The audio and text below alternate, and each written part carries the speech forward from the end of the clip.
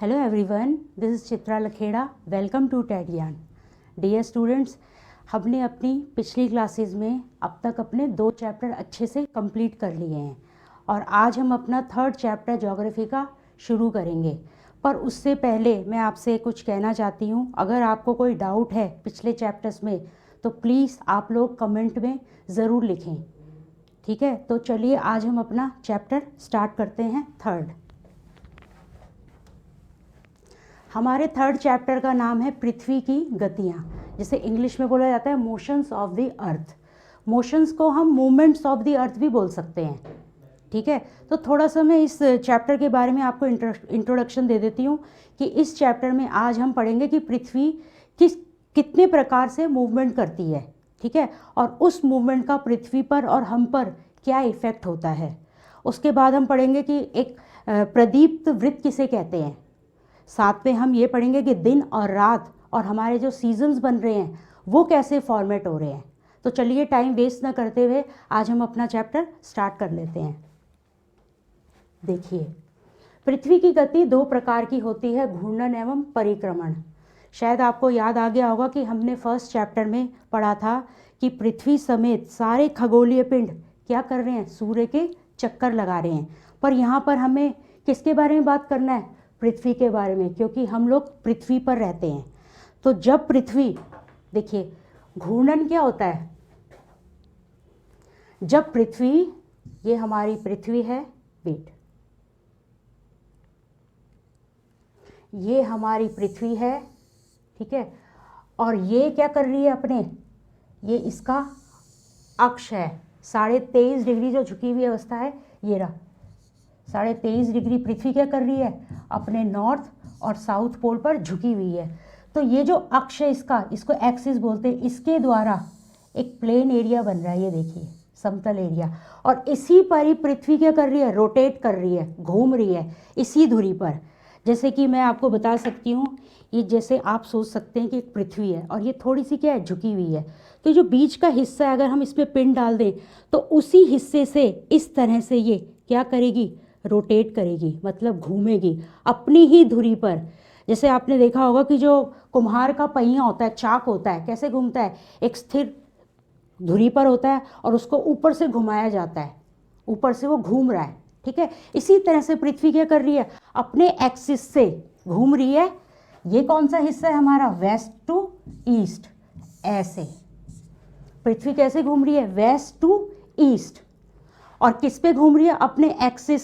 ये जो कक्षीय समतल, इसे क्या बोला जाता है, ये वाले एरिया को, इसको बोला जाता है कक्षीय समतल पृथ्वी का.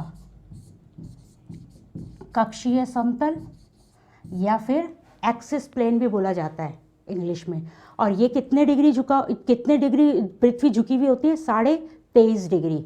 तो जब पृथ्वी अपने अक्ष पर, इस पर रहकर ऐसे घूम रही है लगातार सिर्फ अपनी ही जगह पर, तो उसे बोला जाता है घूर्णन. ठीक है, जब पृथ्वी अपने ही अक्ष पर लगातार घूम रही है तो उसे बोला जाएगा घूर्णन. ये देखिए, पृथ्वी का अपने ही अक्ष पर घूमना क्या कहलाता है, घूर्णन कहलाता है. और जब पृथ्वी, ये देखिए नेक्स्ट, जब पृथ्वी अपने अक्ष पर तो घूम ही रही है, ये देखिए यहाँ पर तो वो घूम रही है रोटेट, पर साथ में क्या घूम रही है, वो सन के भी आसपास घूम रही है. ये हमारा सन है और इसके पीछे साथ, इसके चारों ओर जब पृथ्वी घूमते घूमते, अपने अक्ष पर घूमते घूमते सन के भी चारों ओर घूम जाती है तो उसे बोला जाता है परिक्रमण गति, जिसे इंग्लिश में बोला जाता है रेवोल्यूशन और हिंदी में परिक्रमण. और हमारे जब पृथ्वी अपने ही अक्ष पर घूम रही है उसको बोला जाता है घूर्णन, और इंग्लिश में बोला जाता है रोटेशन, जैसे रोटेट करना. ठीक है, ये आपको ध्यान रखना है कि पृथ्वी अपने अक्ष पर जब घूमेगी तो वो क्या कहलाएगा, घूर्णन. और जब अपने अक्ष पर घूमते घूमते सूर्य के चारों तरफ घूम जाएगी तो वो उसका परिक्रमण कहलाता है. 2 तरह के मूवमेंट होते हैं अर्थ में. ठीक है, सूर्य के चारों ओर एक स्थिर कक्षा में, यानी पृथ्वी अगर घूम रही है तो किसी के भी एरिया में नहीं घुस रही, वो उसका एक निश्चित पाथ है और उसी पाथ पर चलते चलते कहते हैं ना घूमते घूमते गमन करते हुए वो सूरज का चक्कर लगा रही है। चलिए नेक्स्ट है, पृथ्वी का अक्ष एक काल्पनिक रेखा है। हमने पिछली क्लास में पढ़ा था कि पृथ्वी पर जितनी भी लकीरें हैं, जितनी भी हमने लाइनें खींची हैं, चाहे वो अक्षांश है, देशांतर है या एक्सिस पॉइंट है, ये सब क्या है, काल्पनिक रेखाएं हैं जो इसके कक्षीय सतह से 66.5 डिग्री का कोण बनाती है। ये देखिए, ये मैंने आपको बताया था, ये क्या है, पृथ्वी का अक्षीय समतल, ये वाला एरिया, ठीक है, इसको क्या बोला जाता है, एक्सिस, यहाँ पर लिख भी सकते हैं एक्सिस। और ये जहाँ पर पृथ्वी जिस ये वाले एरिया से ये जो जा रहा है, ये सूरज की तरफ, इस वाले लाइन पर पृथ्वी घूमकर सूर्य के चक्कर लगा रही है। तो ये बोला जाता है जो कक्षा द्वारा समतल एरिया, क्या कहलाता है ये, कक्षीय समतल, कक्षा द्वारा बनाया गया जो एरिया है उसे कहते हैं कक्षीय समतल। और इस पर घूमते घूमते हमारी पृथ्वी क्या कर रही है, सूर्य के चक्कर लगा रही है, कुछ इस तरह। मगर आपने देखा होगा कि जो हमारा पॉइंट है एक्सिस, वो क्या है, उसने कोई पोजीशन चेंज नहीं करी, अभी भी पृथ्वी क्या है, वेस्ट टू ईस्ट ही घूम रही है, ठीक है। सूर्य के चारों तरफ अगर चक्कर लगा रही है तो नॉर्थ पोल ऊपर ही है और साउथ नीचे है। तो ये इसके बीच में अगर हम ये देखेंगे, हमारा 23.5 डिग्री की अवस्था में पृथ्वी झुकी हुई थी अपने अक्ष पर, तो अक्ष से लेकर कक्षीय समतल तक, ये हमारे कक्षीय समतल था और ये हमारा अक्षीय समतल था, तो इन दोनों के बीच का कोण कितना बनेगा, 66.5 डिग्री। क्योंकि अगर हम पृथ्वी को बीचों बीच आधा करते हैं, अगर मैं सीधी खड़ी हूँ तो क्या बन रहा है, सरफेस से लेकर मेरा कितना एंगल बन रहा है, 90 डिग्री। लेकिन अगर मैं हल्का सा झुक जाती हूँ, बिल्कुल ही पोजीशन अगर मैं हल्का सा टिल्टेड हो जाती हूँ, जैसे हमारी अर्थ है, तो वो क्या होएगा, देखो जैसे ये है, ये हमारी अर्थ है और ये कैसी है, थोड़ी सी झुकी हुई है, 23.5 डिग्री, ये आपको दिख रहा होगा। तो 23.5 डिग्री अगर ऐसे होती तो 90 डिग्री का एंगल, लेकिन 23.5 डिग्री है तो क्या कर देंगे, बिलो 90 डिग्री का एंगल बनेगा। बच्चे क्या करते हैं, 90 डिग्री लिख लेते हैं या 23.5 डिग्री। 23.5 डिग्री पृथ्वी की झुकी हुई अवस्था है, ठीक है। जो 23.5 डिग्री का एंगल बनता है वो पृथ्वी उतनी झुकी हुई अवस्था में है, नेचुरली है ये। और ये जो हमने एक्सिस और ये जो हमने कक्षीय समतल, ये जो हम बता रहे हैं, ऐसी कोई लाइनें पृथ्वी पर नहीं है। नेचुरली पृथ्वी क्या कर रही है, अपने अक्ष पर भी घूम रही है और सूर्य के चारों तरफ भी चक्कर लगा रही है। तो ये हमने अपने लिए क्या किया, ये जो पृथ्वी है इसको हमने एक्सिस पॉइंट बोला जाता है पृथ्वी का, ठीक है। और इसके बीच अगर मैं 90 में से माइनस कर दूं 23.5 डिग्री, तो क्या हो जाएगा, मेरे पास 66.5 डिग्री का एंगल मिल जाएगा, जो कि ये है। ये हमारा पूरा क्या था, 90 डिग्री का एंगल, बिल्कुल सीधा अगर हम पृथ्वी को देखें। लेकिन पृथ्वी चूंकि थोड़ी सी झुकी हुई अवस्था में, और झुकी हुई अवस्था कौन सी उसकी, 23.5 डिग्री वो झुकी हुई है अपने पोल से, ऊपर भी है और नीचे भी है, ये याद रखिएगा। ये पूरा ये जो है, ये अगर ऐसे इस लाइन को खींचे तो यहाँ पर भी क्या है, 23.5 डिग्री झुकी हुई अवस्था में है, यहाँ पर भी झुकी हुई है और वहाँ से भी झुकी हुई है। तो ये हमारा कितना बन गया, अक्षीय समतल से कक्षीय समतल का बीच का एंगल कितना बनते हैं, 66.5 डिग्री। ये याद रखेगा आप। ये आपको समझ आ गई लाइन कि पृथ्वी का अक्ष यानी पृथ्वी के अक्ष से लेकर और पृथ्वी के कक्षीय सतह से कितने डिग्री का कोण बनता है, 66.5 डिग्री का कोण बनता है। वह समतल, मैंने आपको बताया था कि वह समतल जो कक्ष द्वारा बनाया जाता है, जो बीच में था ये वाला, इस तरह से, ये बिल्कुल प्लेन है ये वाला एरिया, इसे क्या बोलाता है, कक्षीय समतल। अगर आप मानो ये है जैसे पृथ्वी के बीच में क्या जा रही है, ऐसे पृथ्वी घूम रही है, तो अगर हम इसको बीच में से काट देंगे तो ये जो सतह है इसे समतल है ना एकदम, और ये क्या है, इस कक्षा में घूम रही है पृथ्वी, तो इसका कक्षीय समतल बन जाएगा। याद रखिएगा, कक्षीय समतल जिसमें से पृथ्वी घूमकर पृथ्वी सूर्य के चारों ओर चक्कर लगा रही है, और अक्षीय समतल में पृथ्वी अपनी ही अक्ष पर घूमकर क्या कर रही है, घूर्णन प्रक्रिया। दोनों में फर्क है। पृथ्वी सूर्य से ही प्रकाश प्राप्त करती है, ये तो पता ही है कि पृथ्वी क्या एक ग्रह है, और जितने भी ग्रह हैं उनमें ना प्रकाश होती है ना ऊष्मा होती है। ग्रह क्या लेते हैं, तारों से प्रकाश और ऊष्मा प्राप्त करते हैं, और पृथ्वी का सबसे नज़दीकी तारा कौन सा है, सूर्य। तो क्या इस लाइन का मतलब है पृथ्वी सूर्य से ही प्रकाश प्राप्त करती है। पृथ्वी का आकार गोले के समान है। पृथ्वी का ट्रू आकार क्या है, जियोइड शेप, थोड़ा सा ऊपर से पिचका हुआ है और बीच में से ब्रॉड है। आपने अनियन देखा होगा, प्याज अगर हम नीचे से काट दें उसे, तो वैसी ही शेप लगभग हमारी अर्थ की भी है। इसलिए एक समय में सिर्फ इसके आधे भाग पर ही सूर्य की रोशनी प्राप्त होती है। जैसे हम ये कह सकते हैं ऐसे, अगर ये है तो ये वाला हिस्सा, ये याद रखिएगा एक्सिस से कोई मतलब नहीं है, और ये हमारा क्या है, सन। सन की रेस जिस जिस एरिया में पड़ती है, ठीक है, पृथ्वी क्या कर रही है, सूर्य की तरफ घूम रही है, सूर्य के चारों तरफ चक्कर लगा रही है, और अपनी धुरी पर भी। तो जब अपनी धुरी पर लगाती है तो एक हिस्सा सन की तरफ भी आ जाता है इसका, ठीक है, एक भाग क्या होता है, सन की तरफ आ जाता है। और ये हमारा एक्सिस था, ये याद रखिएगा, नॉर्थ और साउथ। अब जब सन की रेस पड़ेगी तो ये थोड़ा ना कि ये एक्सिस पॉइंट यहीं तक पड़ेगी, ये पूरी यहाँ तक पूरे आधे भाग को प्रज्वलित करेगी, रोशनी देगी। उसको कोई मतलब नहीं कि एक्सिस है, वो हमने अपने लिए, क्योंकि झुकी हुई अवस्था है, तो झुकी हुई अवस्था के कारण ये वाला हिस्सा भी क्या है, ये वाले हिस्से में भी रोशनी जाएगी।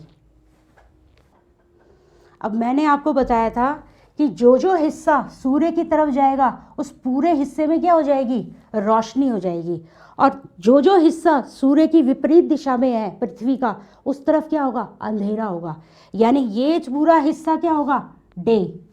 वेट,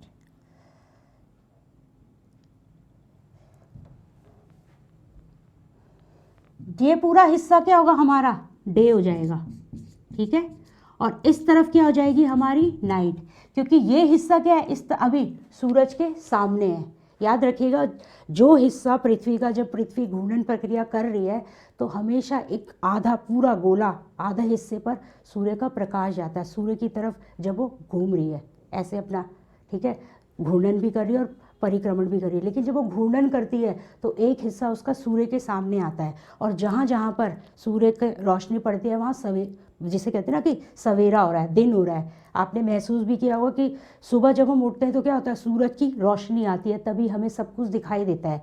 और जब रात को सूर्यास्त हो जाता है तो क्या आप लोग देख पाते हैं, नहीं, क्योंकि सूरज की रोशनी नहीं है।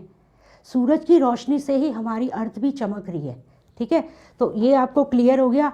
और ये जो लाइन है एक तरह का, ये पूरा क्या कर देगी, अर्थ को दो बराबर भागों में काट देती है। ये लाइन एक वृत्त बनता है पूरा, जैसे ये हमारी अर्थ है, ठीक है, इसके बीच में ये ऐसे घूम रही है। तो इस तरफ अगर सूरज की रोशनी पड़ रही है तो ये क्या हो जाएगा, दिन, और ये हो जाएगी रात। लेकिन ये बिल्कुल देख रहे हो आप, पूरा अर्थ ऐसे झुकी है तो पूरे हिस्से में इसके क्या होगा, रोशनी रहेगी, दिन रहेगा, और इस पूरे हिस्से में क्या रहेगी, रात रहेगी।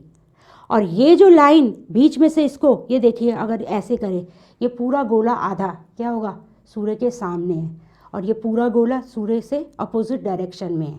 तो ये जो लाइन है एक वृत्त बना रही है, आपको दिख रहा है, एक तरह से सर्कल बन रहा है, वृत्त बन रहा है। इसे बोलते हैं प्रदीप्त वृत्त। क्या बोला जाता है इसे, प्रदीप्त वृत्त। तो यानी पृथ्वी, प्रदीप्त वृत्त क्या होता है,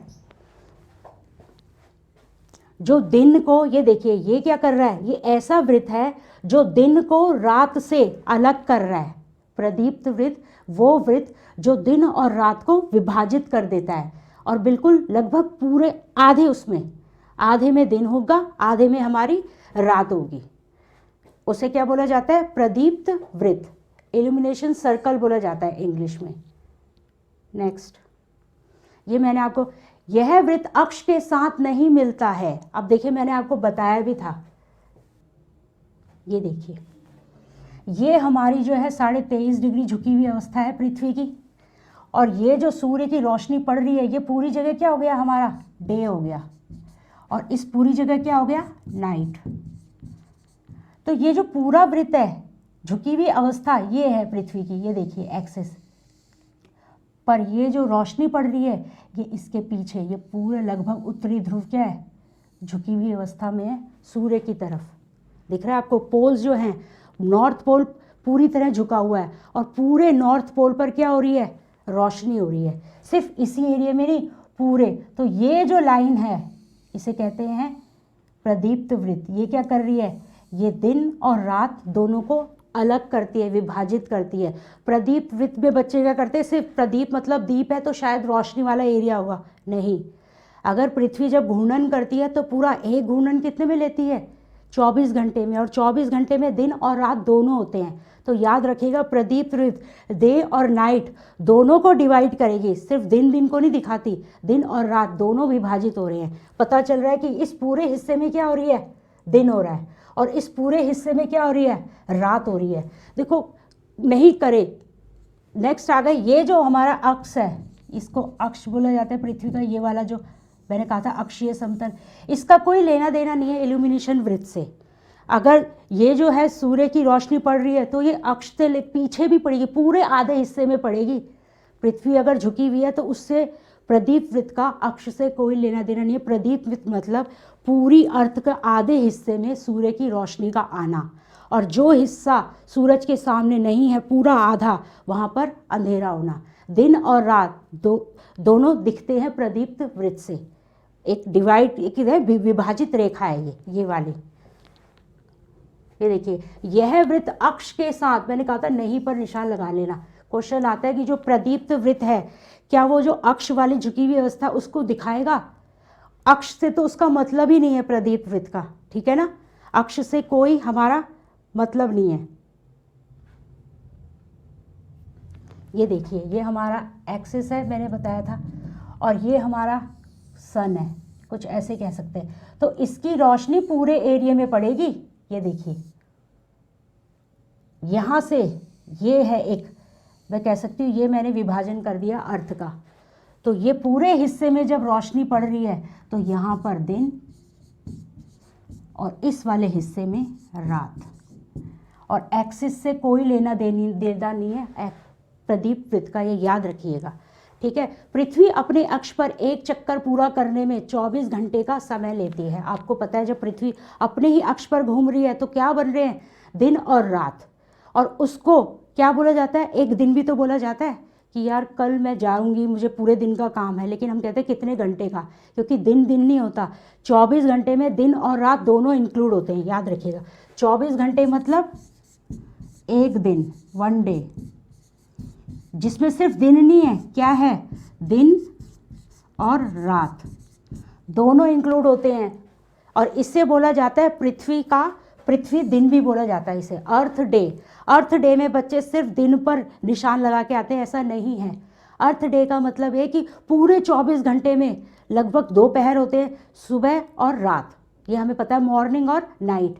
तो सुबह और रात दोनों इंक्लूड होंगे अर्थ डे में। डे का मतलब नहीं सिर्फ दिन, याद रखिएगा, दिन, पृथ्वी डे यानी 24 घंटे, और 24 घंटे में दिन और रात दोनों बनते हैं, और इसी को पृथ्वी की दैनिक गति। अब रोज़ पृथ्वी हम देखते हैं जब से बचपन से अब तक बड़े हुए हैं, रोज़ सुबह होती है रात होती है, रोज़ सुबह होती है रात होती है, यानी पृथ्वी रोज़ यही काम कर रही है। और जब हम डेली एक ही काम करते हैं तो हमारी क्या कहलाती है, दैनिक गतिविधि, यानी डेली मोशन। जो हम रोज़ काम, जैसे सुबह उठना, खाना बनाना, काम करना, ये क्या हमारे रूटीन वर्क है, और वही पृथ्वी का रूटीन वर्क क्या है, दिन और रात, 24 घंटे अपनी धुरी पर घूमना, और अपनी धुरी से घूमते घूमते सूर्य के भी चारों ओर चक्कर लगाना।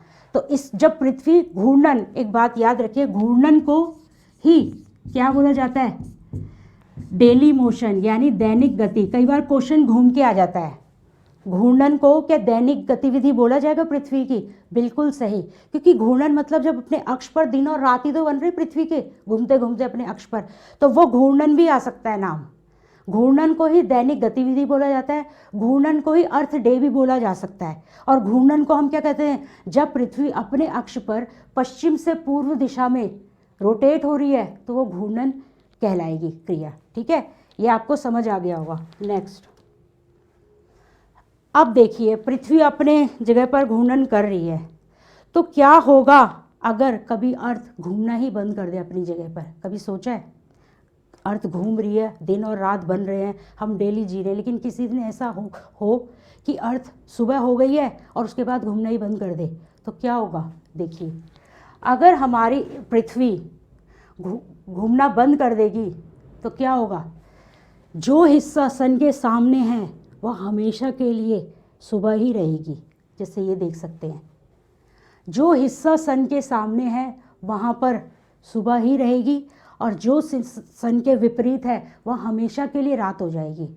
और धीरे धीरे क्या होगा, सन की रोज़ 24 घंटे रेस पड़ रही हैं, तो ये जो है ये पोल्स में जो ये कहते हैं ना कि ये ग्लेशियर्स हैं, धीरे धीरे मेल्ट हो जाएंगे, और मेल्ट होकर क्या होगा, धीरे धीरे इवेपोरेट, धीरे धीरे वाष्पित होकर सन क्या करेगा, सारी नमी खींच लेगा इस हिस्से की, और एक दिन जो रोशनी वाला हिस्सा है वो पूरी तरह बंजर रेगिस्तान बन जाएगा।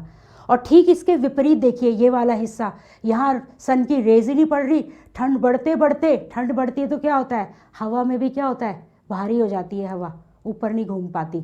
तो ग्लेशियर ऊपर है, पूरे में धीरे धीरे ठंड बढ़ बढ़कर पूरी पृथ्वी यहाँ से, जैसे कहते हैं ना, ग्लेशियर पूरे में चला जाएगा, पूरा ये कवर हो जाएगा ग्लेशियर से, और ये पूरा बंजर रेगिस्तान बनेगा। तो क्या हम इस वाले एरिया में रह पाएंगे, रेगिस्तान वाले एरिया में, या फिर हम इस वाले एरिया में रह सकते हैं जहाँ बहुत ज़्यादा ठंड है, बर्फ़ बन गया है, पूरा ध्रुव हो गए हैं ऊपर से नीचे तक? नहीं, हम लोगों को न ज़्यादा गर्मी बर्दाश्त होती है और ना ही ज़्यादा ठंड बर्दाश्त होती है। तो इसीलिए हमारी अर्थ का घूर्णन क्रिया जो होती है बहुत इम्पॉर्टेंट है हमारी लाइफ में भी, क्योंकि अर्थ का घूमने से ही रात दिन बन रहे हैं। हमें सुबह मॉर्निंग में हमें सनलाइट भी चाहिए, और हमें रात को ठंड भी चाहिए, ठीक, दोनों चीज़ें हमें एकदम इक्वल अमाउंट में चाहिए। तो ये है कि अगर पृथ्वी घूर्णन नहीं करे तो बहुत बुरा हाल हो जाएगा हमारा, हम ज़्यादा ना गर्म एरिया में रह पाएंगे और ना ही ज़्यादा हम बहुत ठंडे एरिया में रह पाएंगे। सूर्य के तरफ वाले भाग में हमेशा दिन रहेगा, ये मैं आपको बता चुकी हूँ, और जो सूर्य की तरफ भाग नहीं है वहाँ पर क्या हो जाएगी, हमेशा के लिए रात हो जाएगी, अंधेरा रहेगा, और पूरे समय यहाँ ठंड रहेगी और यहाँ पर गर्मी, और धीरे धीरे सूर्य यहाँ की जलवायु की सारी नमी सींच लेगा, अपने पार खींच लेगा, और यहाँ पर बंजर रेगिस्तान बन जाएगा, और यहाँ पर क्या होगा, ध्रुव पूरे में बर्फ़ जम जाएगा एरिया। तो दोनों ही सूरतों में हम नहीं रह सकते, इसीलिए रोटेशन बहुत ज़रूरी है हमारी अर्थ का, बहुत इम्पॉर्टेंट मूवमेंट है अर्थ का रोटेशन। नेक्स्ट चलते हैं हम,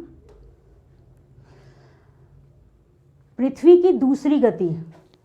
मैंने आपको शुरू में ही कहा था कि पृथ्वी क्या करती है, एक तो अपने ध्रुव पर घूम रही है, और एक क्या कर रही है, ये कुछ इस तरह से हमारी अर्थ घूम रही है, ऐसे सन के चारों तरफ सारे खगोलीय पिंड घूम रहे हैं। पृथ्वी भी हमारे क्या कर रही है, सन के चारों तरफ इस तरह से घूम रही है,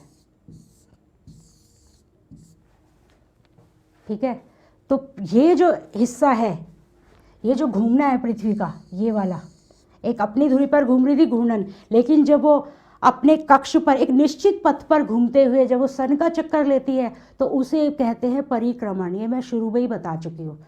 अब देखिए क्या होता है, पृथ्वी चारों ओर देखो कक्ष में होती है, पृथ्वी की दूसरी गति है सूर्य के चारों ओर। ये सूर्य है हमारा,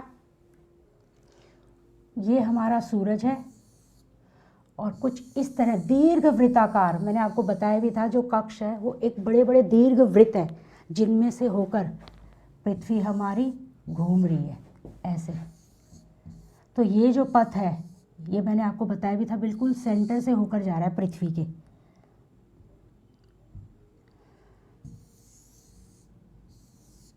ये वाला कुछ इस तरह से बिल्कुल सेंटर से होकर जा रहा है, और इसी के ऊपर अपने ध्रुव अपने एक्स पर घूमते घूमते क्या कर रही है, वो सूर्य के भी चक्कर लगा रही है। तो इसे बोला जाता है हमारा, ये वाला एरिया क्या था हमारा, कक्षीय समतल।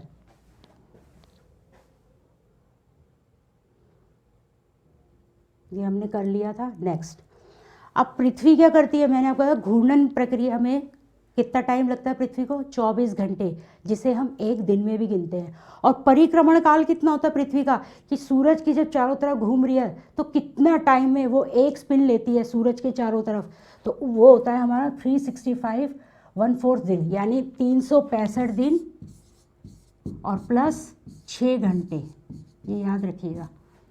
लेकिन अपनी सुविधा के लिए हमने क्या किया, एक साल में 365 दिन लिए, ठीक है। अपनी सुविधा के लिए हमने क्या किया, एक साल में 1 ईयर में हमने माना 1 ईयर क्या है हमारा 365 दिन का।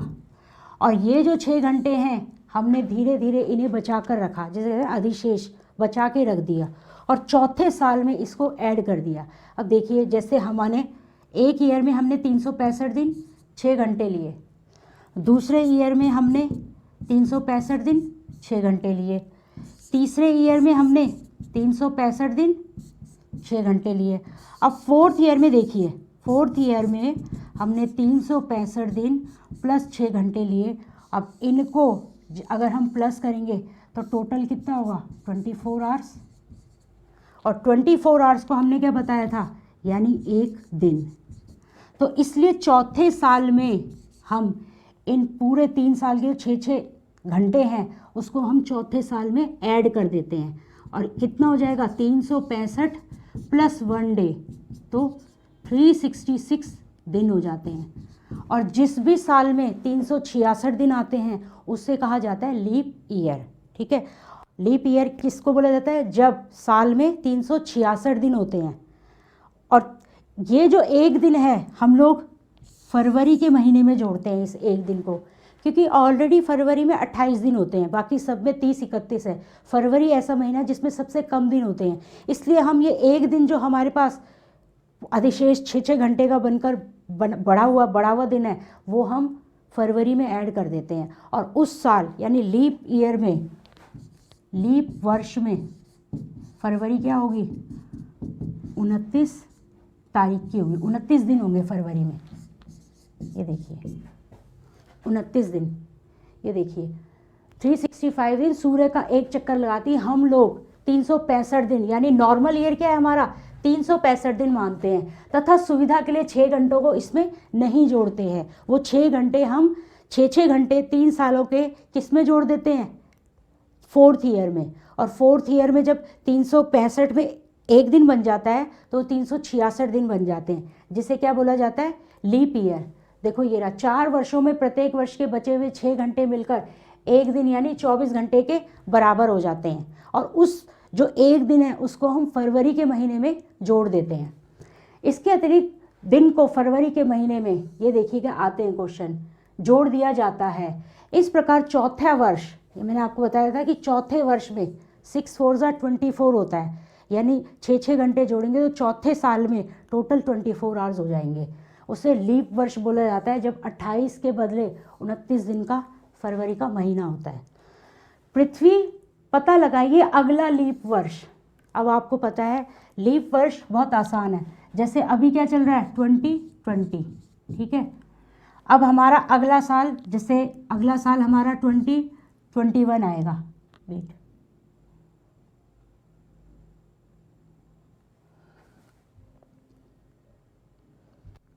ये देखिए, अगर मैं बोलूँ 2021 में हमारे कितने 365 दिन प्लस 6 घंटे, 2022 में 365 दिन 6 घंटे, ठीक है।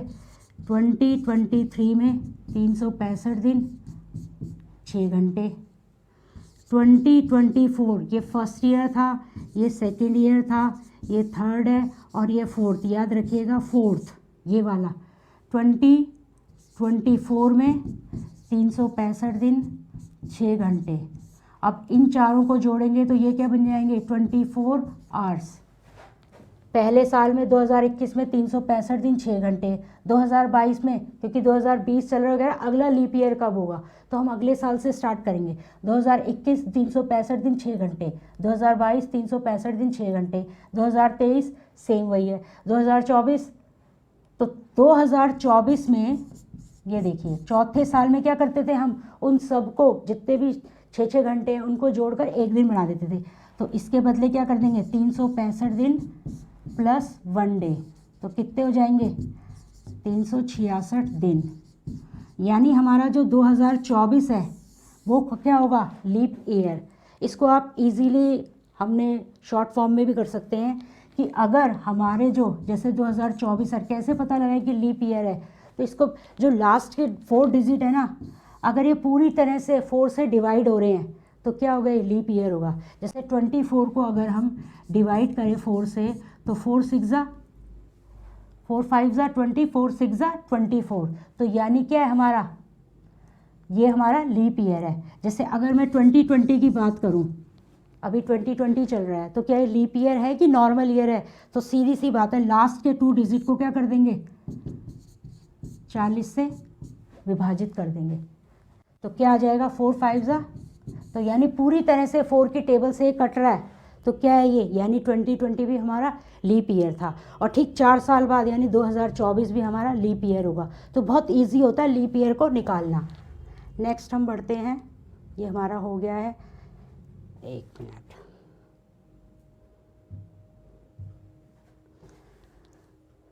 हम लोग इस पे नेक्स्ट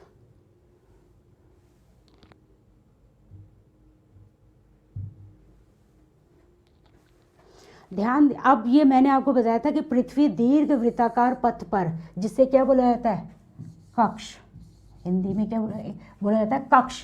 पृथ्वी जब सूर्य के चारों तरफ चक्कर लगा रही है तो एक कक्ष में, एक जिस रास्ते पर वो चल रही है उसे कक्ष बोला जाता है, ठीक है। तो दीर्घ वृत्ताकार पथ पर सूर्य के चारों ओर चक्कर लगा रही है, और जब वो चक्कर लगाती है उसे कहते हैं परिक्रमण। हमने देखा था कि घूर्णन से दिन और रात बन रहे थे। क्या बन रहे थे, घूर्णन से दिन और रात। और परिक्रमण से, पूरा परिक्रमण कितने टाइम का होता है, 365 दिन का। नॉर्मल ईयर की बात कर रही हूँ मैं, 365 दिन। तो 365 दिन में सूर्य की किरणों से क्या क्या फर्क पड़ता है, ये देखिए, ध्यान दीजिए। पृथ्वी पूरे कक्ष में एक ही दिशा में झुकी हुई है, ये देखिए। अब हमारे जो परिक्रमण से हमारी ऋतुएं बनती हैं, अब वो कैसे बनती है ये देखिए। अब मैं आपको ये बता रही हूँ, ये हमारा सन है, ठीक है। और पृथ्वी क्या है, मैंने आपको ये बताया था कि पृथ्वी ऐसे झुकी हुई अवस्था में है, लेकिन पूरी रोशनी यहाँ तक पड़ेगी सन की। तो ये दिख रहा है आपको, ये वाला हिस्सा, सन की रोशनी पूरे यहाँ तक पड़ रही है, ये वाले हिस्से में। और ये है, हमेशा याद रखिए, हम लोग उत्तरी गोलार्ध को ही हम इम्पोर्टेंस देंगे, क्योंकि सबसे ज़्यादा कॉन्टिनेंट्स या फिर कहते हैं ज़्यादातर कंट्रीज़ उत्तरी गोलार्ध में है। और नीचे वाले जो दक्षिणी गोलार्ध है वहाँ पर पानी वाला एरिया ज़्यादा पाया जाता है, बहुत कम कंट्रीज़ है वहाँ पे। तो हम लोग, और वैसे भी हमारा भारत जो है वो उत्तरी गोलार्ध में है। तो अब ये आप ध्यान दीजिए कि कैसे करके हमारे मौसम बनते हैं। ये मेरा है, क्या है, मेरा राइट हैंड, इसको मैंने नाइट कहा है। अब जैसे नाइट बढ़ेगी मैं ऊपर बढ़ाऊँगी, और ये मेरा है लेफ्ट हैंड, इसमें डे। तो कैसे करके हमारे डेज बढ़ रहे हैं और घट रहे हैं, आप इस पे ध्यान दीजिएगा, ठीक है। अब मैंने कहा था कि ये परिक्रमण से बनती है ऋतुएं। कैसे बनती है परिक्रमण से, परिक्रमण यानी 365 दिन यानी 1 साल। तो हमारे यहाँ 1 साल कब शुरू होता है, जनवरी में। तो आजकल आपको पता है जनवरी आने वाले है, दिसंबर, तो अभी क्या है, विंटर चल रहा है। तो विंटर में हमारी दिन कैसे हैं, छोटे, और रातें कैसी हैं, बड़ी। याद रखिएगा ये विंटर है। और आजकल सिर्फ हम अपने देश की बात कर रहे हैं, अभी उत्तरी गोलार्ध में, जो कि बहुत ईजी है समझना। दिन हमारे छोटे हो रखे हैं और रातें कैसी हैं हमारी, बड़ी। अब धीरे धीरे 26 जनवरी आती है, हम कहते हैं यार दिन बड़े होने लग गए, थोड़ा सा ऊपर हो गया, ये थोड़ा सा नीचे हो जाएगा। जितनी पोजीशन हमारा उत्तरी गोलार्ध लेगा वही पोजीशन हमारा दक्षिणी गोलार्ध भी लेगा, याद रखिएगा। जनवरी के बाद फरवरी और मार्च, जनवरी के बाद फरवरी और मार्च। ये देखिए मार्च में क्या हो गए, एकदम दिन और रात बराबर हो गए। मैंने आपको बताया था जनवरी में दिन बड़े, रातें क्या कहते हैं, बड़ी थी, और दिन यहाँ पर छोटे थे। रातें बड़ी और दिन छोटे, और उल्टा क्या हो जाएगा यहाँ पर, रातें बड़ी और दिन छोटे। अब धीरे धीरे फरवरी और मार्च, फरवरी और मार्च क्या हो जाएगा, दिन बड़े होना शुरू हो गया यहाँ पर, गर्मी जैसे कहते हैं गर्मी लगना शुरू हो जाता है हमें। और मार्च में एक ऐसा दिन आता है जिस दिन दिन और रात दोनों बराबर हो जाते हैं। ये था हमारा उत्तर और ये हमारा दक्षिणी गोलार्ध था, दोनों में दिन और रात बराबर हो जाएंगे। और उस दिन को बोला जाता है 21 मार्च। 21 मार्च क्या होते हैं उस दिन, दिन और रात क्या होते हैं, बराबर हो जाते हैं। और ये क्यों होते हैं अभी हम इस पिक्चर्स के थ्रू भी देखेंगे। अब जब हमारे दिन और रात बराबर हो गए तो धीरे धीरे क्या हुआ, दिन और बढ़ने लगे उत्तरी गोलार्ध में धीरे धीरे। मार्च के बाद अप्रैल, मई और जून, 3 महीने। और मार्च के बाद अप्रैल, मई और जून, क्योंकि दिन बढ़ रहा है। और जून में क्या होता है हमारे यहाँ, गर्मियों का सीज़न चलता है। आपको पता है जून में हमारी छुट्टियां भी पड़ती हैं, वो इसलिए पड़ती है कि बहुत ज़्यादा गर्मी हो जाती है, बच्चे बर्दाश्त नहीं झेल नहीं सकते इतनी गर्मी, इसलिए ज़्यादातर स्कूल बंद होते हैं जून में। और एक दिन ऐसा आता है जून में जिस दिन सबसे बड़ा दिन हो जाता है, मतलब बहुत ज़्यादा गर्मी, लगभग बहुत ही ज़्यादा कहते हैं घंटे की दिन होता है, और नीचे क्या होती है उतनी ही बड़ी रात हो जाती है। उत्तरी गोलार्ध और दक्षिणी गोलार्ध दोनों विपरीत है एक दूसरे के, उत्तरी गोलार्ध और दक्षिणी गोलार्ध विपरीत है। अगर यहाँ पे सबसे बड़ा दिन होगा ना तो यहाँ पे क्या होगी, सबसे छोटा दिन होगा, सबसे बड़ी रात होगी यहाँ पर, समझ गए। तो यहाँ पर सबसे बड़ा दिन कौन सा होगा, 21 जून। इसके लिए आपको बहुत इजी है योगा डे, 21 जून। हम सीधा सीक्वेंस में चल रहे हैं, दिन बड़ा और रात छोटी, ठीक है। 21 जून में क्या था हमारा, दिन बड़ा और रात छोटी। अब मैंने आपको बताया था कि जो हमारा सन है, पिछले चैप्टर में कहा भी था कि जो सन होता है वो कर्क, विषुवत और मकर, इन्हीं राशियों, इन्हीं जो ये जो अक्षांश हैं, विषुवत, ये देखिए आप भूल गए होंगे, ये हमारी पृथ्वी है और ये हमारे क्या है अक्षांश है। ये हमारा 23.5 डिग्री का क्या था कर्क, ये हमारा 0 डिग्री इक्वेटर और ये हमारा 23.5 डिग्री मकर। तो सन की रेस इन पर ही सीधी पड़ती है, इसी पोजीशन में सन ऊपर नीचे अप डाउन कर रहा है। सन की रोशनी मैंने आपको बताया विषुवत वृत्त से ऊपर यानी कर्क रेखा और विषुवत वृत्त के नीचे 23.5 डिग्री पर मकर रेखा, यहीं पर ही सूरज की रोशनी बिल्कुल सीधी पड़ती है। एक दिन ऐसा आता है जब सूरज बिल्कुल सीधी वो किरणें इस पर पड़ती हैं, याद रखिएगा। यहाँ से सूरज क्या करता है, यहाँ पर थे हम, बहुत ज़्यादा गर्मी है और हम लोग कहाँ रह रहे हैं, कर्क रेखा पर। मैंने आपको बताया कि हमारे देश से कर्क रेखा होकर गुजर रही है 8 राज्यों से। और सबसे ज़्यादा गर्मी कब थी हमारी, 21 जून। मैं नॉर्थ हेमिस्फीयर की बात कर रही हूँ। 21 जून सबसे गर्म दिन था, इसीलिए उस दिन योगा डे भी मनाया जाता है, ताकि थोड़ी शायद योगा करके गर्मी कम हो जाए। मेरा ये थॉट है, ये मैंने याद करने के लिए कहा था कि योगा करके थोड़ा सा शायद हम ठंडक महसूस करें, इसलिए योगा डे 21 तारीख को रख दिया, क्योंकि सबसे बड़ा दिन होता है वो उत्तरी गोलार्ध का, सबसे ज़्यादा गर्मी पड़ती है उस दिन, ठीक है ना। तो यहाँ क्या हो जाता है, दिन बड़ा हो जाता है, रात छोटी हो जाती है। और उत्तरी गोलार्ध से कौन सी रेखा होकर गुजर रही है, कर्क रेखा।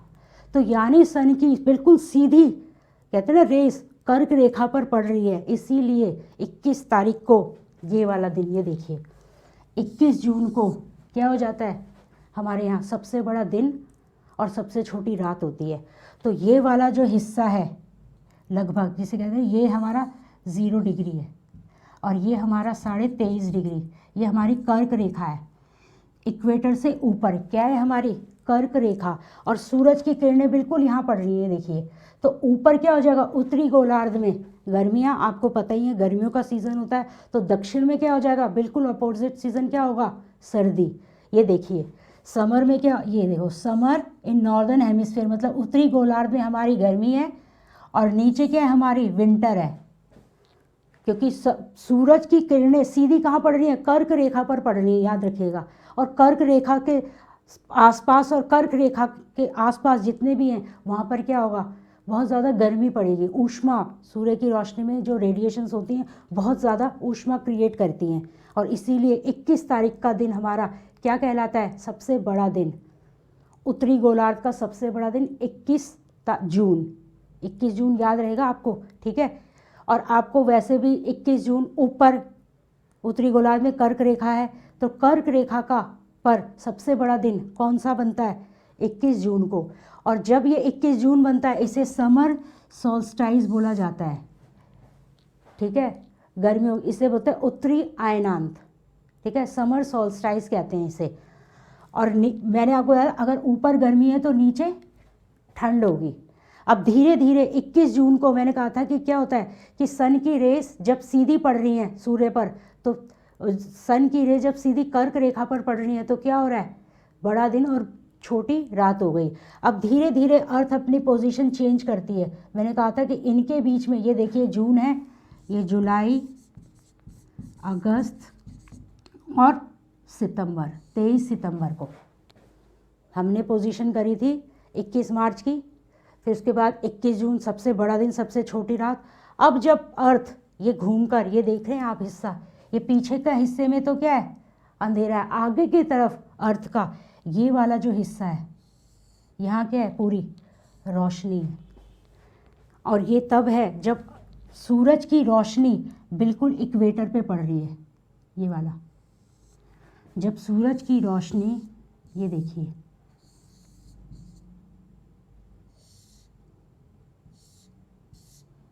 जब सूरज की रोशनी हमारे इक्वेटर पे पड़ती है, तो इक्वेटर क्या होता है, इक्वल कर देना, आपको पता है ऊपर नॉर्थ और साउथ हेमिस्फीयर को उसने बिल्कुल बराबर कर दिया है। तो जब हीट मिलेगी वो भी तो बराबर देगा, तो जो भी उसको ऊष्मा मिली उसने क्या किया, बराबर ऊपर भी पहुंचा दी और बराबर नीचे भी पहुंचा दी। याद रखिएगा, जो भी सन से, इक्वेटर को 0 डिग्री कहते हैं, इक्वेटर पे जब सन की सीधी रेस पड़ी तो क्या हुआ, ऊपर और नीचे दिन और रात बराबर हो गए, क्योंकि इक्वल अमाउंट में हीट यहाँ भी जा रही है और यहाँ भी जा रही है। और जब बराबर अमाउंट में टेम्परेचर जाता है तो दिन और रात क्या हो जाएंगे, एकदम बराबर हो जाएंगे। समझ गया, इक्वेटर क्या करता है, बराबरी पे ले आता है। इक्वेटर से हमने पढ़ा था ना कि इक्वल से इक्वेटर बना है। इक्वेटर जैसे नॉर्थ और साउथ को एकदम पृथ्वी को 2 बराबर भागों में काट देता है, ऊपर और नीचे, ऐसे ही इक्वेटर पर जब सन की रेस पड़ेगी तो सन की रेस को बराबर मात्रा में ऊपर भी पहुंचाएगा और नीचे भी पहुंचाएगा। तो क्या हो जाएगा, उस दिन दिन और रात को बराबर कर देगा। ठीक है, और ये कौन सा दिन होता है, नॉर्थ। अगर हम हमारे यहाँ देखें कि 21 जून के बाद हमारे यहाँ धीरे धीरे क्या होता है, धीरे धीरे 21 जून के बाद दिन क्या होते हैं, छोटे होने शुरू हो जाते हैं और रातें बढ़नी शुरू होती है। मतलब ठंड, थोड़ा गर्मी के बाद थोड़ा सा मानसून आता है तो ठंडक शुरू हो जाती है। फिर धीरे धीरे सितंबर में क्या होता है, ये बिल्कुल बराबर हो गया। सितंबर में हमारे यहाँ कौन सा महीना होता है, पतझड़ का, जैसे ऑटम बोला जाता है। उत्तरी गोलार्ध में कौन सा महीना होगा उस वक्त, हमारे यहाँ अपने देश का लगा लो 23 सितंबर को ऑटम। और दक्षिणी गोलार्ध में ऑटम का उल्टा होता है स्प्रिंग, बसंत ऋतु चल रही होगी। समझ गए, ऑटम और बसंत में न ज़्यादा ठंड होती है न ज़्यादा गर्मी होती है, आपको पता होगा। ऐसे ही स्प्रिंग भी न ज़्यादा ठंडा होता है न ज़्यादा गर्म होता है। स्प्रिंग क्या होता है, जब सर्दियाँ जा रही होती हैं और गर्मी थोड़ा थोड़ा आ रही होती है। ऐसी ऑटम में क्या होता है, गर्मियाँ जारी होती हैं और सर्दी आ रही होती है। ठीक है, तो ये वाली जो इक्वेटर पर जब बिल्कुल सीधी सन की रेस पड़ेगी तो क्या होगा, इक्वल अमाउंट में हीट जाएगी ऊपर और दिन और रात दोनों बराबर हो जाएंगे। दिन रात बराबर होते हैं हमारे 23 सितंबर को। और हम अभी नॉर्थ की बात कर रहे हैं, नॉर्दर्न हेमिस्फीयर और साउदर्न। और नॉर्थ जो है उत्तरी गोलार्ध में कौन सा होगा, ऑटम का महीना होगा, और दक्षिण में स्प्रिंग यानी बसंत का। धीरे धीरे फिर 2 महीने, सितंबर, अक्टूबर और नवंबर। एक मिनट, फिर यहाँ पर आ गए हम अक्टूबर और नवंबर, 2 छोड़ के फिर हम आ गए यहाँ पे 22 दिसंबर।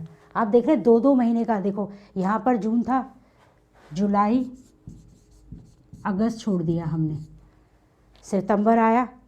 जून में क्या था, सीधी कर्क रेखा पर पड़ रही थी, कर्क रेखा पर पड़ी, बहुत ज़्यादा गर्मी, तो उत्तरी गोलार्ध में गर्मियों का वो हो गया। और सबसे बड़ा दिन 21 जून को हो गया। उत्तरी गोलार्ध में गर्मी थी तो दक्षिण में एकदम अपोजिट सीज़न था उस वक्त, क्या था हमारा, विंटर। फिर हम 2 महीने बीते, अर्थ में जैसे जैसे अर्थ अपने एक्सिस से घूमकर कहाँ आ गई, सन के सामने आई दोबारा नए फेज़ में। तो यहाँ पर सन की कहाँ पर रेस पड़ रही हैं, ठीक इक्वेटर पर। और जब इक्वेटर पर पड़ी तो इक्वल कर दिया उसने, दिन और रात दोनों को बराबर कर दिया। कब कर दिया, 23 सितंबर को। 23 सितंबर के बाद फिर अक्टूबर नवंबर के महीने में फिर से क्या हुआ, ऊपर गई। और 22 दिसंबर को, आपको पता है आजकल दिसंबर चल रहा है, तो आजकल क्या है, हमारे दिन बड़े हैं कि रात बड़ी है, हमारे यहाँ क्या है, दिन छोटे हैं और रातें बड़ी हैं, विंटर चल रहा है हमारे यहाँ। तो क्या हो गया, इसका बिल्कुल अपोजिट हो गया, दिख रहा है आपको। 21 जून को हमारे यहाँ क्या था, समर था। और ठीक 6 महीने बाद अगर हम कहें तो क्या है, हमारा विंटर है। 3 महीने ये जोड़ दिए, 3 महीने ये जोड़ दिए, तो 22 दिसंबर को सन की रेस कहाँ पड़ रही है, मकर पे। मकर क्या है, दक्षिणी गोलार्ध में 23.5 डिग्री है, ठीक है। जब मकर पर सूर्य की किरणें पड़ती हैं तो वहाँ पर क्या होगा, बहुत ज़्यादा गर्मी होगी। और वहाँ पर सबसे बड़ा दिन कौन सा होगा, सबसे बड़ा दिन 22 दिसंबर। कौन सा है, दक्षिणी गोलार्ध का सबसे बड़ा दिन कौन सा होगा, 22 दिसंबर। और उत्तरी गोलार्ध का सबसे बड़ा दिन कौन सा था, 21 जून। ये याद रखेंगे आप, उत्तरी गोलार्ध यानी हम लोग, हमारे यहाँ सबसे बड़ा दिन 21 जून। तो हमारे अपोजिट दक्षिणी गोलार्ध का सबसे बड़ा दिन 22 दिसंबर, क्योंकि मकर पर बिल्कुल सीधी किरणें सूर्य की पड़ रही हैं। और मकर जो हमारी 23.5 डिग्री है, जो अक्षांश है, इससे ये जो है, इससे रिलेटेड आसपास के एरिया में भी क्या होगी, बहुत ज़्यादा गर्मी होगी। सीधी किरणें पड़ेंगी तो गर्मी होगी। तो सबसे बड़ा दिन हो जाएगा और सबसे छोटी रात हो जाएगी वहाँ पर, ठीक है, 22 दिसंबर। और ऊपर हमारा क्या होगा, दिसंबर में अभी कौन सा चल रहा है, विंटर नॉर्दर्न हेमिस्फीयर में। और नीचे वाले हिस्से में दक्षिणी गोलार्ध में चलेगा समर, क्योंकि गर्मी है तो समर का महीना आ जाएगा वहाँ पर।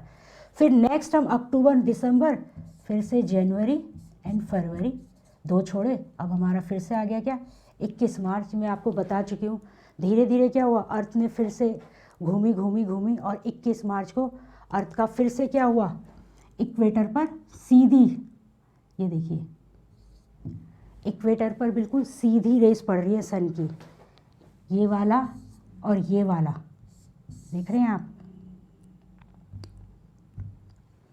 ये वाला हिस्सा।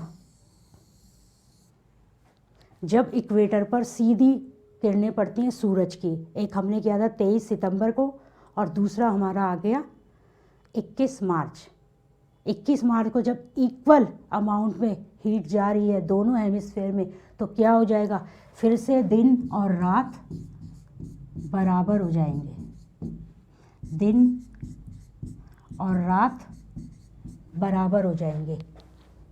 जब इक्वेटर पर सूर्य की किरणें पड़ती हैं तो इक्वल अमाउंट में हीट ऊपर भी जा रही है नीचे भी जा रही है, तो इक्वेटर क्या करता है, उस दिन दिन और रात बराबर हो जाती है। और ऐसी स्थिति को क्या बुलाता है, इक्विनॉक्स। ऐसी स्थिति को क्या बुलाता है, इक्विनॉक्स। इक्विनॉक्स को हिंदी में बोलते हैं विषुव। क्या बोलते हैं, विषुव कहते हैं, जब दिन और रात बराबर होते हैं। हमने देखा था कि जो ये 23 सितंबर को दिन और रात बराबर थे, ठीक 21 मार्च को भी दिन और रात बराबर हैं। तो अगर आप अपने यहाँ देखें तो अब विंटर धीरे धीरे, अब सर्दियाँ धीरे धीरे जाएंगी 26 जनवरी के बाद से, ठीक है। उसके बाद क्या होगा, गर्मियों का सीज़न होगा, लेकिन उससे पहले स्प्रिंग का महीना आएगा, बसंत जिसे कहते हैं, चारों तरफ फूल खिलेंगे। तो हमारे यहाँ नॉर्दर्न हेमिस्फीयर में कौन सा महीना होगा, स्प्रिंग, यानी बसंत का सीज़न। और ठीक इसके अपोजिट यानी जो साउथ का सदर्न हेमिस्फीयर है, वहाँ पर कौन सा सीज़न होगा, ऑटम। समझ गए, सीज़न एकदम अपोजिट है। अगर विंटर है तो समर है, और अगर ऑटम है तो स्प्रिंग है, एकदम अपोजिट सीज़न हो जाएंगे। हमारे यहाँ स्प्रिंग चल रहा है और इस वक्त, अब देख लो, इस वक्त हमारे यहाँ क्या चल रहा है, विंटर। तो सदर्न हेमिस्फीयर में क्या चल रहा है, समर। अब धीरे धीरे हमारे यहाँ स्प्रिंग आएगा, ये हमारी स्थिति है। 21 मार्च को हमारे क्या होगा, स्प्रिंग हो जाएगा, क्योंकि इक्वेटर पर सीधी सूरज की किरणें पड़ेंगी। तो ये आपको अच्छे से समझ आ गया, यानी कि विषुव क्या कहते हैं, जिस दिन दिन और रात बराबर हो जाते हैं, दिन और रात बराबर। यहाँ पे मैंने आपको बताया था यह दिन और रात जब कर्क पर पड़ती है सीधी ये कर्क पर जब पड़ेगी, कर्क रेखा जहाँ पर ये हमारा देश है उत्तरी गोलार्ध में, जब कर्क पर पड़ती है तो सबसे बड़ा दिन कर्क का कौन सा होता है, 21 जून, ठीक है। और सबसे बड़ा दिन जब हमारे ऊपर होगा नॉर्दर्न हेमिस्फीयर में, तो सदर्न हेमिस्फीयर का सबसे छोटा दिन कहलाएगा वो, क्योंकि यानी सन की रेज कर्क के ऊपर पड़ रही है, मकर पर कैसी जा रही है, तिरछी जा रही है नाम मात्र, तो वहाँ पर ठंडक का महीना, ठीक है। तो 21 जून इसे बोला जाता है हमारा समर सॉल्स्टाइस, ठीक है। इसे क्या बोला जाता है, जब हमारे यहाँ कर्क रेखा पर पड़ रही है तो उसे बोला जाता है समर सॉल्स्टाइस, यानी उत्तरी अयनांत। और जब विंटर, जब सन की रेज मकर पर पड़ती है, ये रहा, ठीक है, मकर पर पड़ती है जब सन की रेज, तो क्या होता है वहाँ पर, विंटर सॉल्स्टाइस। हमारे यहाँ क्या हो जाता है, मकर पर पड़ रही है सन की रेज, तो हमारे यहाँ तो ठंड होगी, क्योंकि हमारे यहाँ सन की सीधी रेज नहीं आ रही है। तो ये आपको चक्र याद हो गया होगा, इससे बोला जाता है विंटर सॉल्स्टाइस, ठीक है। समर सोल्स्टाइस यानी उत्तरी अयनांत और विंटर सोल्स्टाइस यानी दक्षिणी अयनांत। नेक्स्ट आ गए हम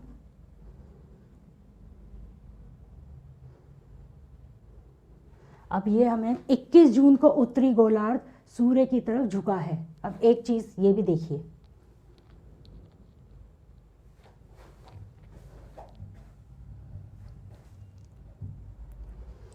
21 जून को ये हमने कर लिए हैं कि सीजन्स कैसे बन रहे हैं। अब थोड़ा सा गोलार्ध की तरफ देखिए, सन की रेस पड़ रही है यहाँ पर, तो लगभग ये पूरा गोला, ये कौन सा हमारा उत्तरी गोलार्ध का क्या है, ध्रुवीय हिस्सा है, ये वृत्त बन रहा है जो नॉर्थ पोल जिसे कहते हैं हम, नॉर्थ पोल क्या है, सन की तरफ बिल्कुल झुका हुआ है। तो पूरे लगभग पूरे वृत्त पर क्या पड़ रही है, सन की रेस पड़ रही है। ठीक है, फिर यहाँ पर आ गए हम 2 महीने बाद, तीसरे महीने में ये वाला आगे का हिस्सा दिख रहा है आपको, ये भी सन के सामने है। धीरे धीरे क्या है, ये आगे घूमकर सन के सामने क्या, अब ये विपरीत दिशा में चला गया। तो लगभग 6 महीने यहाँ क्या रहता है, दिन रहता है। याद रखिएगा जो उत्तरी ध्रुव वृत्त पर क्या होता है कि लगभग 6 महीने इसके यहाँ पर ये हिस्सा जब घूमेगा ना, तो पीछे का हिस्सा इसके सामने आ रहा है। देखो ऐसे घूम रही है ना अर्थ, तो पीछे का हिस्सा ये देखिए, ये वाला हिस्सा आ गया अब सामने। तो इसके पीछे वाले हिस्से में क्या होगा, 6 महीने दिन होगा और नीचे क्या रहेगी, 6 महीने रात। क्योंकि ये हमने कहा था कि लगभग ये 3 मंथ्स होते हैं और 3 मंथ्स ये होते हैं, और अगर इन 3 महीनों को जोड़ दिया जाता है तो लगभग यहाँ पर 6 महीने दिन रह रहा है पूरा, और 6 महीने यहाँ पर बिल्कुल ये क्या है, ये नीचे पीछे की तरफ है, तो 6 महीने रात होती है। इसको हम एक बार रीड कर लेते हैं। ये रहा देखिए, 21 जून को उत्तरी गोलार्ध सूर्य की तरफ झुका है। मैंने आपको बताया उत्तरी गोलार्ध कुछ इस तरह से, ये वाला, और ये हमारा सन है। तो ये वाले पूरे हिस्से में क्या हो रही है, रोशनी जा रही है। आपको पता था प्रदीप्त वृत्त। ठीक है, 21 जून को उत्तरी गोलार्ध सूर्य के झुका, सूर्य की किरणें कर्क रेखा पर सीधी पड़ती हैं। ये हमारा इक्वेटर बोल सकते हैं, ये कर्क यहाँ पर पड़ रही हैं। तो ये जो पूरा हिस्सा है क्या है, ये प्रकाशमान है। इसके परिणाम क्षेत्रों में ऊष्मा अधिक प्राप्त होगी, ध्रुवों के पास वाले क्षेत्रों में कम ऊष्मा। वो आपको पता ही है कि क्या, ये ध्रुवों के पास कभी भी सीधी किरणें नहीं जाती, सन की तिरछी जाती हैं। सन की किरणें सीधी किस पे पड़ती है, कर्क, विषुवत और मकर पर। कर्क पर जाता है, फिर विषुवत पर जाता है, फिर मकर पर जाता है, फिर वापस लौटकर विषुवत पर जाता है, फिर कर्क पर जाता है। ऐसे ही सन की रोशनी पड़ रही है, और इसी से ही हमारी ऋतुएं बन रही थी, क्योंकि वहाँ तिरछी पड़ती हैं। उत्तरी ध्रुव सूर्य की तरफ झुका होता है तथा उत्तरी ध्रुव रेखा के बाद वाले भागों पर, मैंने आपको कहा ये देखिए दोबारा से, ये रहा, ये कुछ इस तरह, ये वाला हिस्सा, ये क्या है, ये हमेशा सन के सामने रहेगा। दोबारा से मैं आपको ये देखो पिक्चर देखते हैं हम, ये वाले, ये देखिए, ये वाला जो हिस्सा है दिख रहा है आपको, ये तो है ही, ये फिर यहाँ पर भी है, आगे दिख रहा होगा, आगे की तरफ वाला हिस्सा सन के सामने है। ये पूरा 3 और ये 3 महीने तक, यहाँ तक भी लास्ट पोजीशन यहाँ पर ये चेंज कर दी इसने दिसंबर के आसपास। 6 महीने तक ये जून से लेकर कह सकते हैं ना कि दिसंबर तक सन के सामने इसका हिस्सा है। इसलिए यहाँ पर क्या होगा, 6 महीने 1 मिनट 6 मंथ्स में क्या रहेगा तक दिन, और ये हिस्सा लगभग 6 महीने, अगर ये हिस्सा सन के सामने है उत्तरी गोलार्ध, तो बिल्कुल अपोजिट क्या हो जाएगा, दक्षिणी गोलार्ध में क्या रहेगा, 6 महीने की रात होगी। क्यों, क्योंकि पृथ्वी क्या है, ध्रुवों से थोड़ी झुकी हुई है, इस वजह से सिर्फ ध्रुवों पर ही नहीं, उसके पीछे वाले हिस्से में, ध्रुव का जो पिछला है हिस्सा, उसमें क्या रहता है, 6 महीने दिन रहता है, और नीचे 6 महीने रात रहती है, सेम ऐसे ही रहता है। नेक्स्ट हम आ गए हैं, ये हमने कर लिया है 21 जून, हमने कर दिया, 6 महीने लगातार दिन रहता है। चूंकि उत्तरी गोलार्ध के बहुत बड़े भाग में सूर्य की रोशनी प्राप्त होती है, इसलिए विषुवत वृत्त के उत्तरी भाग में समर सीजन रहेगा, मैंने आपको बता दिया उत्तरी गोलार्ध में। आजकल क्या है, विंटर है, तो दक्षिण में क्या होगा, दक्षिण गोलार्ध में समर होगा। और जब कर्क रेखा पर पड़ेगी, धीरे धीरे कर्क की तरफ सूर्य क्या हो रहा है, अब मकर से धीरे धीरे विषुवत पे आएगा 21 मार्च को, और फिर क्या आ जाएगा, कर्क पर आएगा। तो जब कर्क पर आएगा तो क्या होगा, गर्मी का सीजन हो जाएगा। 21 जून को इन क्षेत्रों में सबसे लंबा दिन, किन क्षेत्रों में, कर्क रेखा या फिर उत्तरी गोलार्ध जिसे कहते हैं। ये छोटे छोटे आप नोट कर लिया करो। लंबा दिन और सबसे छोटी रात होती है। पृथ्वी की इस अवस्था को उत्तर आयनांत कहते हैं। आयनांत का मतलब होता है सन की मैक्सिमम और मिनिमम रेज से, कि कब सन की मैक्सिमम रेज पड़ी और कब सन की मिनिमम रेज पड़ी, ठीक है। तो उत्तर आयनांत मतलब जब सन की सबसे ज़्यादा 21 जून को कर्क रेखा पर सन की मैक्सिमम रेज पड़ी है 21 जून, तो उसे बोला जाता है उत्तरी आयनांत, क्योंकि उत्तरी गोलार्ध में है। और जब सन की रेज 21 जून के बाद 6 महीने जोड़ेंगे तो क्या आता, 22 दिसंबर, जून से क्या आएगा, 22 दिसंबर को क्या होगा, जब मकर पे पड़ेगी सीधी, तो उसको क्या बोला जाता है, दक्षिणी आयनांत, क्योंकि दक्षिण में सबसे ज़्यादा रेस पड़ रही है सन की, किस पर, मकर रेखा पर, मकरी अक्षांश कहते हैं जिसे, कैप्रिकॉर्न पर, तो सबसे ज़्यादा रेस पड़ रही तो क्या होगा, दक्षिण आयनांत। याद रखिएगा, उत्तरी आयनांत मतलब कर्क रेखा। कर्क रेखा का सबसे बड़ा दिन 21 जून, अपने इंडिया से याद रखिए जैसे कि सबसे गर्म दिन जून में होते हैं हमारे, और उसमें भी कौन सा दिन है, 21 जून। और फिर ठीक 6 महीने जोड़ देंगे नेक्स्ट, जून के बाद जुलाई, अगस्त, सितंबर, अक्टूबर, नवंबर, दिसंबर। दिसंबर क्या है, 21 के बाद 22 दिसंबर, यानी कि दक्षिण आयनांत, समझ गए। यानी दक्षिण मकर राशि पर उस दिन सीधा सूर्य पड़ रहा है, और वहाँ पर भी क्या है, बहुत ज़्यादा गर्मी है, यानी वहाँ दिन बड़ा हो गया और रातें छोटी हो गई। और जैसे हमारे यहाँ पर दिन कौन सा बड़ा होता है, 21 जून।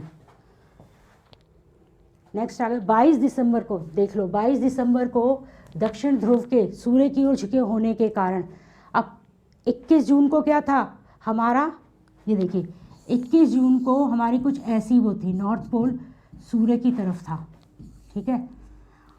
ये था हमारा 21 जून, और ये हमारा है 22 दिसंबर को क्या है, कुछ इस तरह से। अब ये वाला जो पोल है ये क्या है, हमारा सन के सामने है, दिख रहा है आपको, ये हमारी है कर्क, और ये हमारी है मकर, और ये हमारी है कर्क। जब कर्क पे सीधी पड़ रही थी रोशनी तो क्या था, 21 जून उत्तरी आयनांत, और जब मकर पे ये देख रहे हैं आप पड़ रही है तो 22 दिसंबर दक्षिण आयनांत। लेकिन ये वाला हिस्सा आप देख रहे होंगे, ये कुछ इस तरह से रोशनी पड़ रही है सूर्य की, तो ये हिस्सा क्या है हमारा, दक्षिणी गोलार्ध, सूर्य की तरफ झुका हुआ है। इसलिए दक्षिणी गोलार्ध का जो पीछे का हिस्सा है वो 6 महीने तक सूर्य की तरफ झुका रहेगा।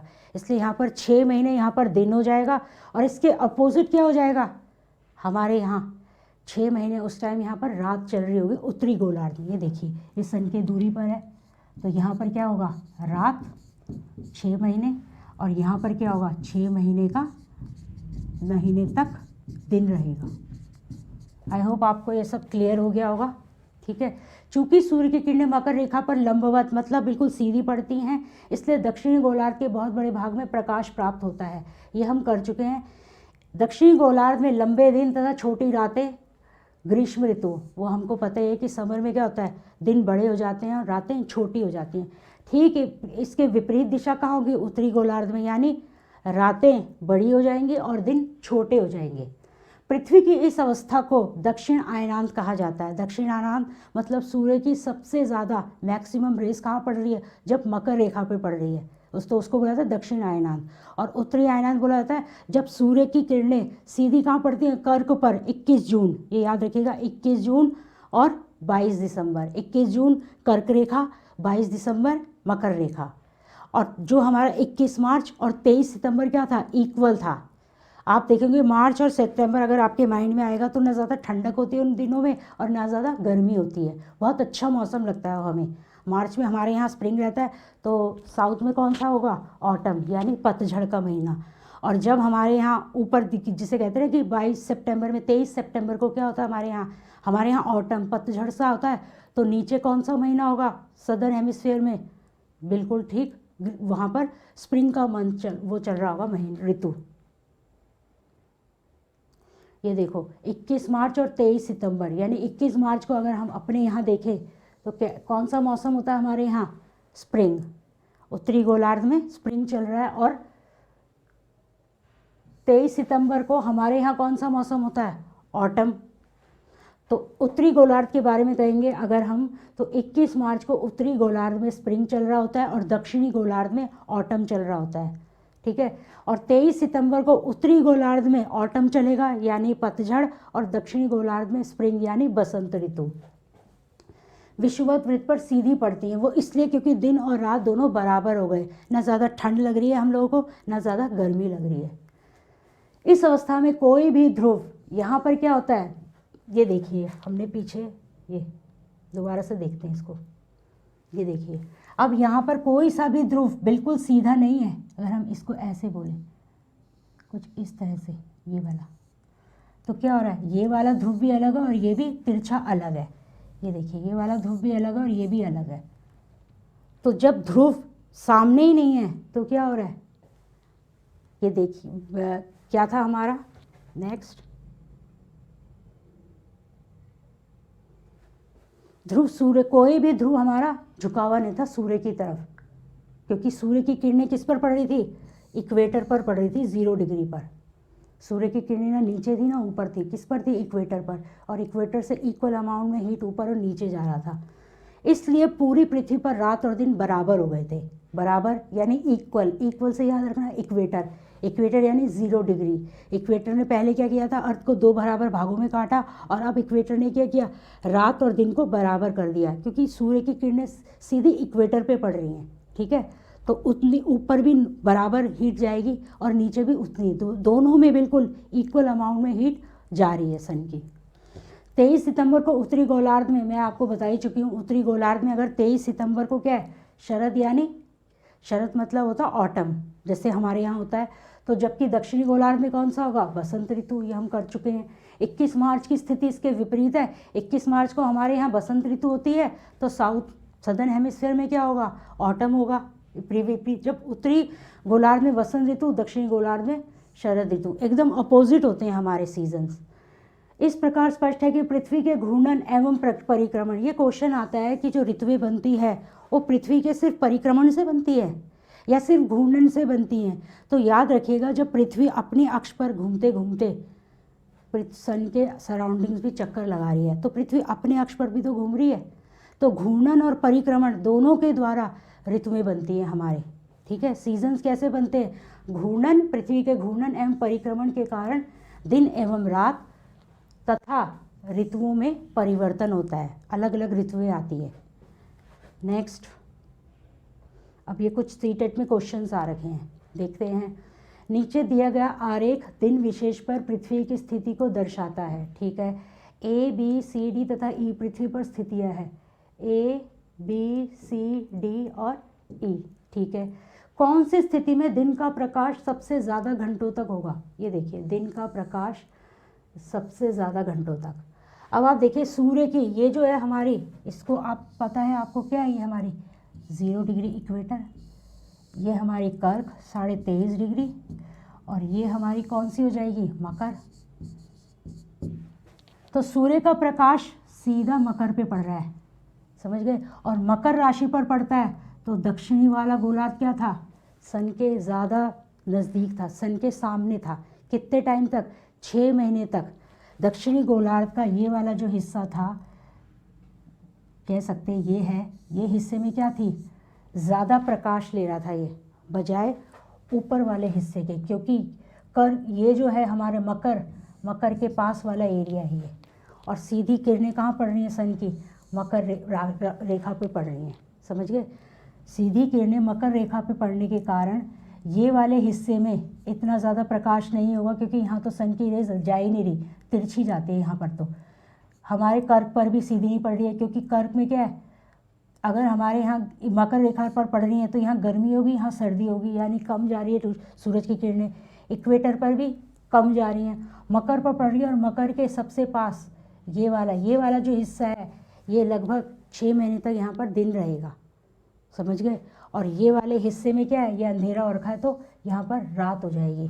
तो इसका आंसर सबसे ज़्यादा घंटों तक प्रकाश कहाँ पर रहेगा, तो हमारा डी ऑप्शन है इसका, डी, क्योंकि मकर के ये ध्रुवों पर है। और ध्रुव क्या थे हमने, दक्षिणी ध्रुव क्या है, सूर्य के नज़दीक है। सूर्य की रोशनी दक्षिणी ध्रुव पर कब तक पड़ेगी, 6 महीने तक। ये वाला हिस्सा चमचमाएगा, 6 महीने तक यहाँ सुबह ही रहेगी। पृथ्वी द्वारा सूर्य के चारों ओर, अब सूर्य के चारों ओर आ गया तो सिंपल सी बात है, पृथ्वी अपने अक्ष पर जब घूम रही है तो क्या था वो, घूर्णन। और सूर्य के चारों ओर परिक्रमण। नेक्स्ट है हमारा, निम्नलिखित में से कहा है सभी अक्षांशों पर दोपहर का सूर्य वर्ष में कम से कम एक बार सीधा ऊपर आता है। सभी अक्षांश आपको याद है 0 डिग्री की से ऊपर जाएंगे तो 23.5 डिग्री कर्क, और 0 डिग्री के नीचे आएंगे दक्षिण में तो 23.5 डिग्री मकर। सूरज जो होता है कर्क से मकर, इन्हीं के ही बीच में सीधा चमकता है। ध्रुवों पर सूरज की जो लाइट पड़ती है वो तिरछी होती है, ये हम कई बार कर चुके हैं। तो केवल कर्क और विषुवत वृत्त नहीं, विषुवत वृत्त तो 0 डिग्री है, नहीं। केवल मकर और विषुवत नहीं, कर्क और मकर के मध्य, यानी नॉर्थ हेमिस्फेयर और साउथ हेमिस्फेयर, और इसके बीच में और में 0 डिग्री भी कर लेना, यानी 23.5 डिग्री नॉर्थ और 23.5 डिग्री साउथ, इनके बीच में ही सूर्य की रोशनी सीधी पड़ती है इन रेखाओं पर, ठीक है। दोपहर का सूर्य बिल्कुल सीधा पड़ता है। नेक्स्ट क्वेश्चन आ गए हम, पृथ्वी दिन। देखो मैंने आपको बताया पृथ्वी दिन यानी एक दिन जिसमें दिन और रात दोनों इंक्लूड थे। आप ऐसे लिख रहे हो पृथ्वी दिन यानी 24 आवर्स, ठीक है। 24 आवर्स मतलब क्या था, दिन भी था उसमें और रात भी थी। तो पृथ्वी दिन कहलाता है पृथ्वी द्वारा सूर्य के चारों ओर परिक्रमा में लिया गया समय। नहीं, पृथ्वी द्वारा जब परिक्रमा में समय लिया जाता है तो उसे तो परिक्रमण बोला जाता है। जितने समय तक सूर्य पृथ्वी पर एक विशेष स्थान पर चमकता है, बिल्कुल भी नहीं। सूर्य जब विशेष स्थान पे चमकता है जैसे कर्क पर, तो उससे क्या बोला जाता है, उत्तरी आयनांत, और जब मकर पे चमकता है तो उसे दक्षिणी आयनांत बोला जाता है। तो ये भी गलत है। ग्रीनविच का मानक समय, नहीं भैया, ग्रीनविच का मानक समय क्या था, 0 डिग्री था। पृथ्वी द्वारा अपने अक्ष पर घूमने में लिया गया समय, बिल्कुल सही है। और यहाँ पर अगर घूर्णन भी होता, मैंने आपको कहा था पृथ्वी दिन, दैनिक गतिविधि या घूर्णन, या पृथ्वी द्वारा अपने अक्ष पर लिया गया समय, सब एक ही है, घूर्णन को ही बोला जाता है ये, ठीक है। पृथ्वी द्वारा अपने कक्ष पर घूमने में लिया गया समय ये क्या कहलाता है, पृथ्वी दिन कहलाता है। और पृथ्वी दिन यानी 24 घंटे जिसमें दिन और रात इंक्लूड होते हैं। नेक्स्ट, विषुव के दिन। अब मैंने आपको बताया था विषुव मतलब इक्विनॉक्स, जिस दिन इक्वल कर देना, इक्विनॉक्स, इक्वल क्या करना, दिन और रात दोनों किस दिन थे, बराबर थे। तो अब जैसे जैसे मैंने कहा था हमारे यहाँ विंटर धीरे धीरे जा रही है, कौन सा दिन था हमारा दिन और रात बराबर का, हमारा था 21 मार्च। और सीधी सी बात है 21 मार्च है तो 6 महीने आगे बढ़ते हैं, मार्च, अप्रैल, मई, जून, जुलाई, अगस्त, सितंबर। सितंबर क्या था, सितंबर का मंथ आ गया, और 23 सितंबर। तो इस दिन क्या होता है, दिन और रात दोनों बराबर हो जाते हैं, और उसे कोई क्यों बोला जाता है, इक्विनॉक्स। तो सूर्य की सीधी किरणें कहाँ पड़ती हैं, इक्वल कौन कर देता है, हमारा इक्वेटर, जिसे हिंदी में क्या बोला जाता है, विषुवत रेखा, क्योंकि ये 0 डिग्री पर है। इसके ऊपर भी बराबर देगा और नीचे भी बराबर अमाउंट में हीट प्रोड्यूस करेगा। नेक्स्ट, निम्नलिखित कथनों में से कौन सा कथन पृथ्वी की स्थिति के संबंध में सत्य है, यानी नहीं पर निशान, हाँ हाँ में। पृथ्वी की अक्ष एक वास्तविक, नहीं, बिल्कुल गलत है। हम चैप्टर 1 से पढ़ते आए हैं कि जितनी भी रेखाएं हमने खींची हैं सब क्या है, काल्पनिक है। तो एक्सिस जो है वो भी क्या है, इमेजिनरी लाइन है। तो ये तो पहले ही गलत हो गया। पृथ्वी की अक्ष एक काल्पनिक रेखा है, बिल्कुल सही है, जो इसके कक्षीय समतल से 23.5 डिग्री, गलत। हमने क्या किया था, कुछ दोबारा से याद दिलाती हूँ, ये था अक्षीय समतल और ये जो था हमारा कक्षीय समतल।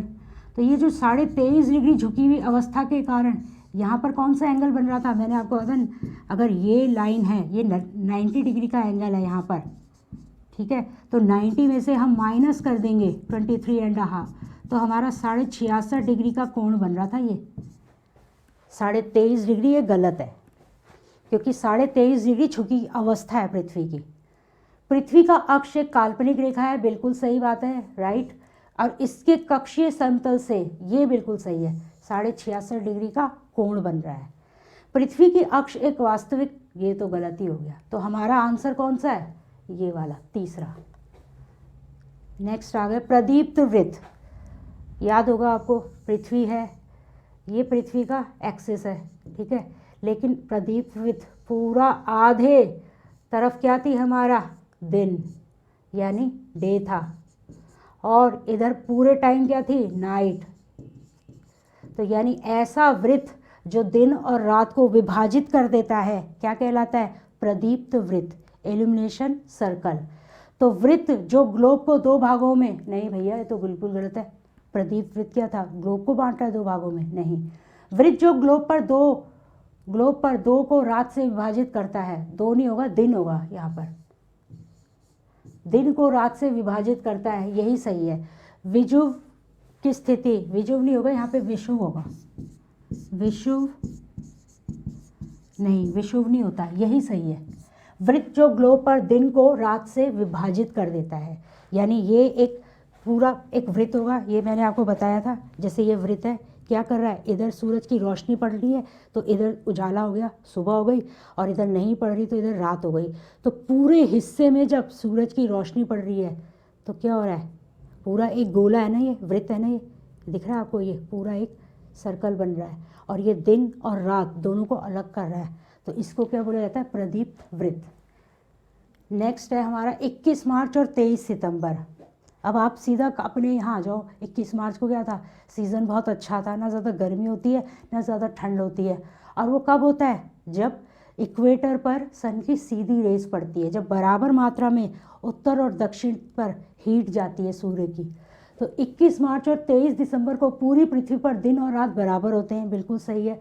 इसका कारण है सूर्य की किरणें कर्क रेखा पर नहीं, जब सूर्य की किरणें कर्क पर पड़ती हैं तो वो 21 जून होता है, सबसे गर्म दिन।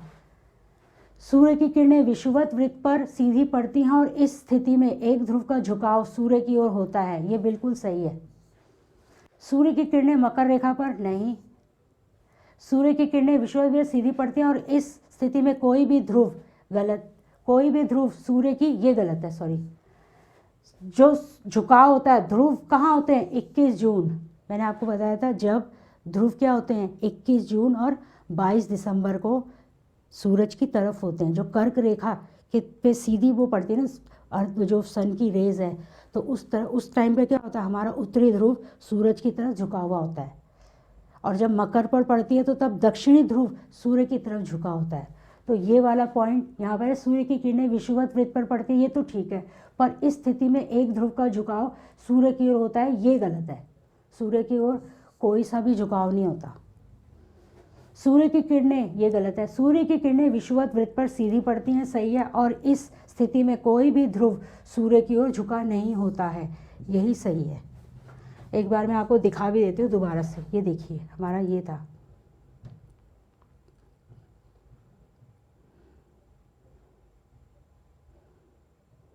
ये देखिए दोबारा से अगर हम देखें, दिख रहा है आपको, एक भी ध्रुव नहीं है जो क्या है, सन के पास है।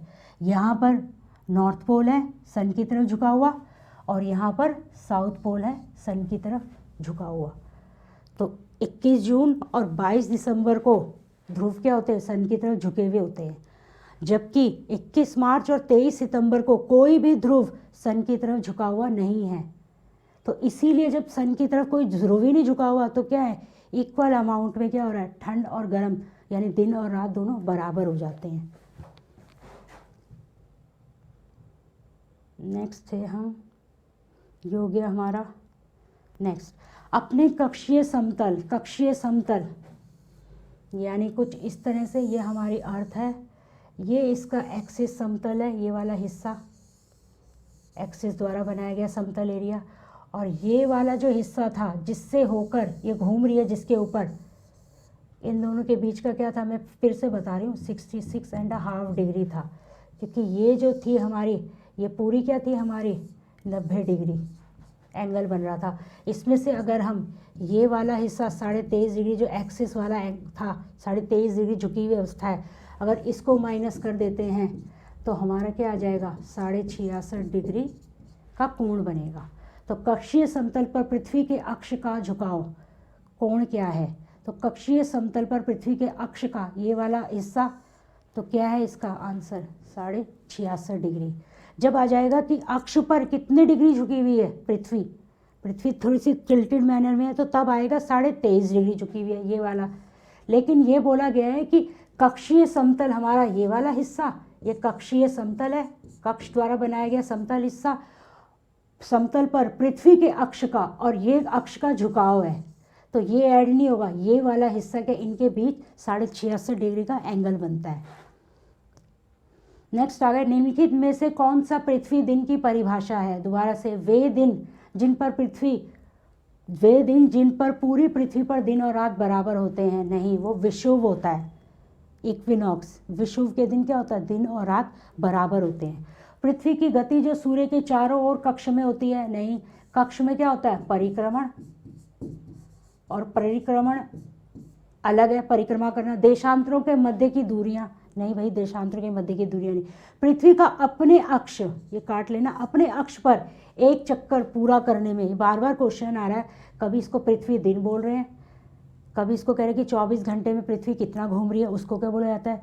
सिंपल से याद है, हर जब भी पृथ्वी दिन आएगा सीधा हमें 24 घंटे बनाने हैं, और 24 घंटे मतलब एक दिन जिसमें दिन और रात दोनों बराबर है। और दिन रात किससे बनते हैं, घूर्णन से बनते हैं, अपने अक्ष पर घूमते घूमते पृथ्वी दिन और रात बना रही है, ये याद रखिएगा आप। ये वाला आंसर इसका सही है। नेक्स्ट आ गए हम, ऋतुएं निम्नलिखित कारणों में से किसके कारण होती हैं। पृथ्वी का अपने अक्ष पर इर्द गिर्द घूर्णन के कारण, नहीं, घूर्णन के कारण क्या बनते हैं हमारे, दिन और रात। पृथ्वी का अक्ष अपने कक्षीय सतह से 66 डिग्री सतह से यहाँ पर 66.5 डिग्री का कोण बनाता है, कोई मतलब नहीं है इसका, ये भी नहीं है। मकर रेखा पर सूर्य की सीधी किरणें दक्षिण पर पड़ती हैं, ये भी गलत है। पृथ्वी की परिक्रमण यानी रेवोल्यूशन और एक ही दिशा में उसके अक्ष पर घूमना, यानी ये इसको बोलते हैं हम रेवोल्यूशन प्लस रोटेशन, क्या बनाते हैं हमारे, सीजन्स क्रिएट करते हैं, सीजन्स बनते हैं। जब रेवोल्यूशन यानी पृथ्वी सूरज के भी चक्कर लगा रही है और अपनी धुरी पर भी, अपने अक्ष पर भी कहाँ किस तरफ घूम रही है, पश्चिम से पूर्व दिशा में, तो तब क्या बनते हैं हमारे, सीजन्स बनते हैं। ठीक है, अक्ष का, उसके अक्ष का झुका होना, एक ही दिशा में उसके अक्ष का झुका होना, पृथ्वी की परिक्रमण एक ही दिशा में उसके अक्ष का झुका होना। जब अक्ष झुका हो तो वहीं पर ही क्या कर रही है, पृथ्वी घूम रही है। तो ये हमारा आज का चैप्टर कंप्लीट हो गया है। आई होप आपके जितने भी डाउट्स हैं वो क्लियर हो गए होंगे, और अगर आपके कोई भी डाउट होते हैं तो आप कमेंट में जाकर ज़रूर बताएं मुझे। ये चैप्टर वैसे भी बहुत ज़्यादा टफ है, थोड़ी सी इसकी टर्म्स है, जैसे हमने कोण बनाया था कक्षीय समतल वाला, और प्लस ये जो ऋतुओं वाला है और प्रदीप्त वृत्त, ये आप अच्छे से बार बार देखिएगा और उसको खुद सॉल्व करने की कोशिश कीजिएगा, क्योंकि यहाँ से बहुत सारे क्वेश्चन उठ के आते हैं। तो चलिए आज की वीडियो में इतना ही, अब नेक्स्ट वीडियो में मिलेंगे, तब तक के लिए नमस्कार।